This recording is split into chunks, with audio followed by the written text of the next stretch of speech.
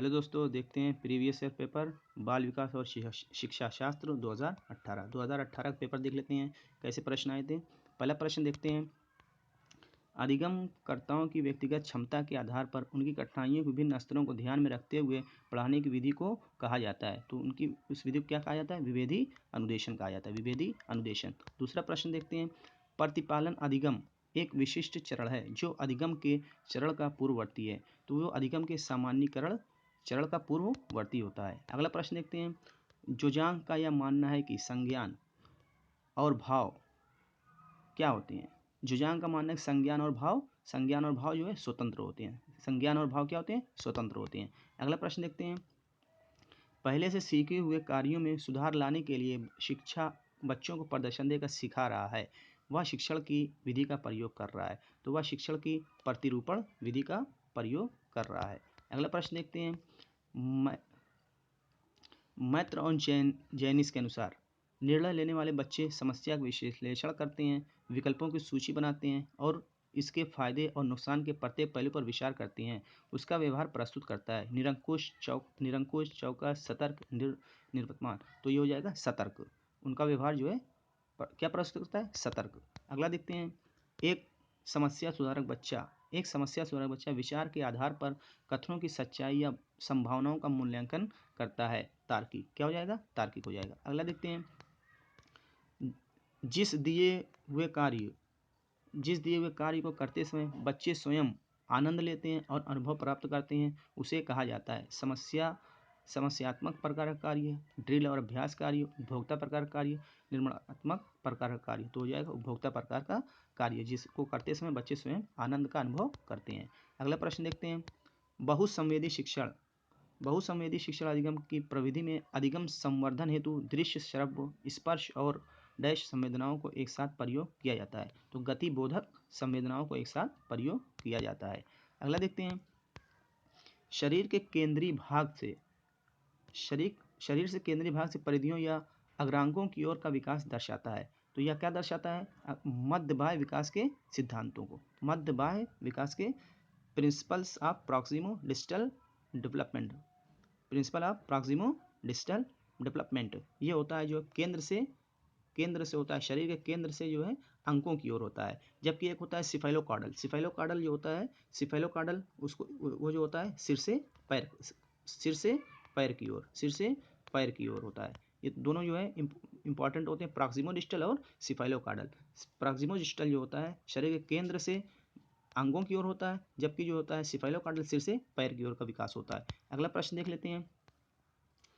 School बच्चों के समाजीकरण की एक ऐसी संस्था है जहां प्रमुख स्थान स्कूल के शिक्षकों का होता है, प्रमुख स्थान स्कूली बच्चों का होता है, प्रमुख स्थान स्कूल की दिनचर्या का होता है, प्रमुख स्थान स्कूल की गतिविधियों का होता है। तो स्कूल बच्चों के सामाजिकरण की एक ऐसी संस्था है जहां पर प्रमुख स्थान स्कूली बच्चों का होता है। अगला प्रश्न देखते हैं। जब आप एक शिक्षक के रूप से जुड़ जाते हैं और अपने समूह के अन्य लोगों की तरह पोशाक धारण करने लगते हैं, तो आप प्रदर्शन कर रहे होते हैं समूह की अनुरूपता का। तो आप समूह की अनुरूपता का प्रदर्शन कर रहे होते हैं। अगला प्रश्न देखते हैं। किसी वस्तु के अस्थायित्व की अवधारणा पियाजे के विकास के किस चरण में प्राप्त होती है? औपचारिक परिचालन, संवेदीगामक, पूर्व परिचालन, मूर्त परिचालन। तो ये जो होती है वस्तु के अस्थायित्व की अवधारणा पूछा गया है, तो ये संवेदीगामक अवस्था 0 से 2 वर्ष जो है संवेदीगामक अवस्था, और 2 से 7 वर्ष होती है पूर्व संक्रियात्मक अवस्था, 7 से 11 वर्ष मूर्त संक्रियात्मक अवस्था, और 11 के बाद की अवस्था को अमूर्त संक्रियात्मक अवस्था कहा जाता है। अगला देख लेते हैं। व्यक्तिगत शिक्षा कार्यक्रम की योजना डैश के संदर्भ में बनाई जाती है। किसके संदर्भ में बनाई जाती है? व्यक्तिगत शिक्षा कार्यक्रम की योजना बाल केंद्रीय शिक्षा कार्यक्रम के संदर्भ में बनाई जाती है। अगला प्रश्न देखते हैं। डैश महीनों की आयु के बीच अधिकांश बच्चे शब्दों को मिलाकर छोटे छोटे वाक्य में बोलना शुरू कर देते हैं। तो बच्चे जो है कब छोटे छोटे वाक्य में बोलना शुरू कर देते हैं? जब वे 18 से 24 माह के हो जाते हैं। 18 से 24 माह के लगभग 2 साल तक के अधिकांश बच्चे जो है छोटे छोटे वाक्यों में बोलना शुरू कर देते हैं। अगला प्रश्न देखते हैं। बुद्धि लब्धि या IQ की अवधारणा दी गई थी। तो बुद्धि लब्धि की अवधारणा दी थी स्टर्न के द्वारा, स्टर्न। और टर्मन ने जो दिया था बुद्धिलब्धि का सूत्र दिया था, बुद्धिलब्धि IQ, IQ क्या होता है, ये टर्मन ने दिया, IQ इक्वल टू होता है mental age upon real age, mental age upon real age RA, mental MA upon RA into 100, ये होता है जो है दिया था टर्मन के द्वारा दिया गया था। अगला देखते हैं सृजनात्मक, ये प्रश्न इसमें पूछा गया था हमसे कि बुद्धिलब्धि या IQ की अवधारणा पूछेंगे तो ये स्टर्न के द्वारा दी गई थी। अगले प्रश्न देखते हैं सृजनात्मकता को डैश की अवधारणा से संबंधित माना जाता है। तो सृजनात्मकता को जो होता है डाइवर्जिंग थिंकिंग विद सोच की अवधारणा से संबंधित माना जाता है। अगला प्रश्न देखते हैं किसी भाषा के स्वीकृत ध्वनि संयोजनों को इसके नियमों के अंतर्गत बताया जाता है। तो ध्वनि संबंधी नियमों के अंतर्गत बताया जाता है। किसी भाषा के स्वीकृत ध्वनि संयोजनों को इसके ध्वनि संबंधी नियमों के अंतर्गत बताया जाता है। अगला देखते हैं, तो इसमें सेकंड वाला सही हो जाएगा। अगला देखते हैं जब सोचने की प्रक्रिया किसी भाषा द्वारा प्रभावित होती है तो ऐसी स्थिति को कहते हैं, ऐसी स्थिति को क्या कहते हैं, भाषा निर्धारित कहा जाता है। अगला प्रश्न देखते हैं अपने अनुभवों और लक्षणों के आधार पर उपकरणों में खराबी के कारण की गई परिकल्पना का परीक्षण रवि उपकरणों की मरम्मत करता है व उपयोग करता है अनुमानी विधि का, ह्यूरिस्टिक विधि या अनुमानी विधि का वह प्रयोग करता है। अगला देखते हैं दिव्या अक्सर निर्देशित कार्यों को छोटे छोटे हिस्सों में विभाजित कर आसान बना लेती है, वह उपयोग करती है क्रियात्मक जड़ता नियम विधि का, कम करने की विधि का, द्वितीयक विस्तारण विधि का, उपलक्ष्य विश्लेषण विधि का। तो ये इसमें हो जाएगा उपलक्ष्य विश्लेषण विधि का वह उपयोग करती है। अगला प्रश्न देखते हैं पुरुष और महिला की भूमिकाओं का निर्धारण समाज करता है। यह कथन बताता है कि लैंगिक एक सामाजिक अवतरण है। अगला देख लेते हैं ग्रेडिंग, कोडिंग, अंकन और क्रेडिट संचय प्रणालियाँ किसके उदाहरण हैं। कुछ ये जो है अधिगमकर्ताओं की उपलब्धि के आकलन की गणन विधि के उदाहरण हैं। ग्रेडिंग है, कोडिंग है, अंकन है और क्रेडिट संचय।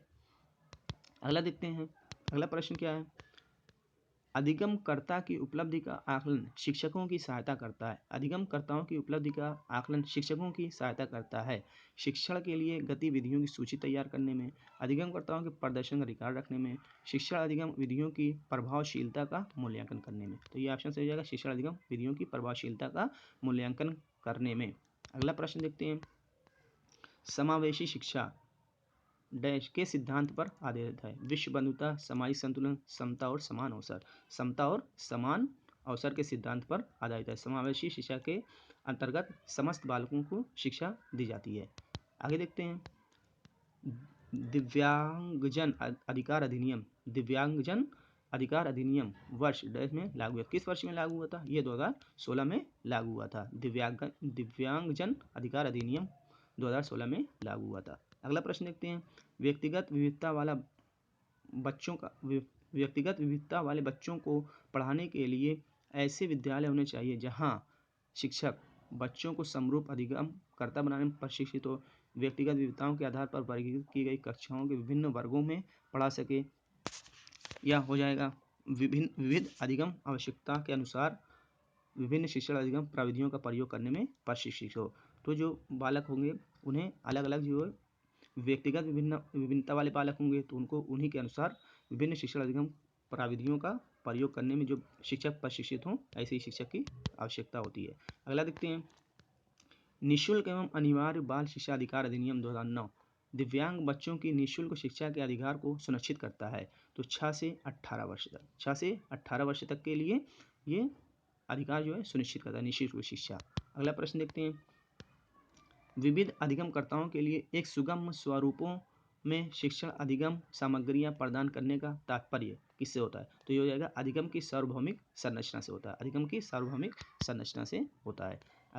अगला देखते हैं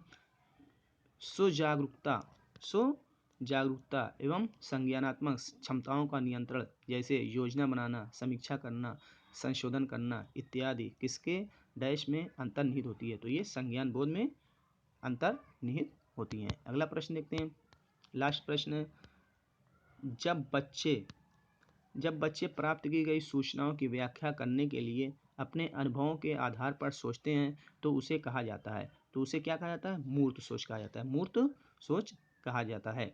जब बच्चे प्राप्त की गई सूचनाओं की व्याख्या करने के लिए अपने अनुभवों के आधार पर सोचते हैं तो उसे मूर्त सोच कहा जाता है, कॉन्क्रीट थिंकिंग कहा जाता है।